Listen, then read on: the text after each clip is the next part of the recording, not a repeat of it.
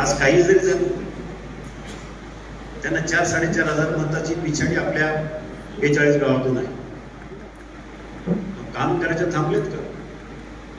त्यांचा स्वभाव तसा नाही. 35 वर्ष राजकारणामध्ये आहे. कधी सुडाचं राजकारण कधी केलं नाही आणि सातत्यानं जो येईल तो माणूस आपला, विरोधी पक्षातला असला तरी तो आपला, आणि त्याचं काम करण्यासाठी आम्ही कुठलेही राजकारण करत नाही असा प्रकारचा स्वभाव त्याचा असताना आपण कुठेतरी चूक. माझं काही नुकसान झालं नाही. माझा पहिल्यांदा पराभव झाला, दुसऱ्यांदा झाला, पण मी समाधानी आहे. मला काम करण्याची संधी मिळते. मी खासदार झाल्यावरच काम करतो असं नाही. गेले 6 वर्ष खासदार नसताना सुद्धा कुठल्याही महाराष्ट्रातल्या खासदारापेक्षा जास्त कामं मी केलेली आहेत. मतदारसंघ खूप मोठा आहे. जवळजवळ 5,500 स्क्वेअर किलोमीटरचा मतदारसंघ, 650च्या आसपास ग्रामपंचायती, 4,500 वाड्या वस्त्या, या सगळ्या विस्तीर्ण मतदारसंघामध्ये मी एकही छोटी वाडी सोडलेली आहे. प्रत्येक ठिकाणी गेली.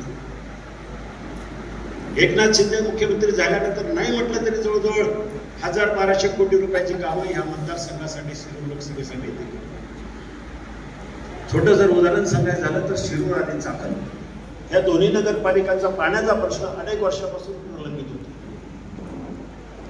सरळ गेलो, शिंदे साहेबांनी सांगितलं की मला शिरूरसाठी 74 कोटी रुपये पाहिजेत आणि चाकणसाठी 180 कोटी रुपये.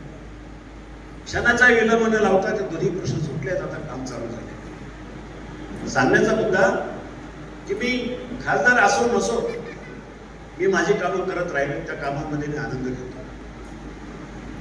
आज माझ्या अनेक संस्था आहेत, शाळा आहे, पतसंस्था आहे, म्हाडा आहे, सगळ्या ठिकाणी काम करतोय. लोकांसाठी सुद्धा करतोय. प्रत्येक रविवारी काही न करता प्रचंड संख्येनं लोक येतात. त्यांना मी दिलासा देण्याचं काम. आणि आमदार साहेबांना जर बघितलं, त्यांनी कधी प्रपंच पाहिला, घर बघितलं नाही. सातत्यानं फक्त एकच विचार की मतदारसंघासाठी काम करायचं, मतदारसंघासाठी काम करायचं आहे, आणि ते करत राहील. आणि म्हणून मला आपल्याला सांगायचं की कुठंतरी जाऊ द्या, झाल्या तर खाल्ल्या गेल्या गोष्टी सोडून दिल्या. आम्ही किती जरी बोललो, किती उजाळणी केली, तिथे काय त्याचं रूपांतर पुन्हा एकदा विचार होणार असं नाहीये. पण नुकसान कोणाचं झालंय?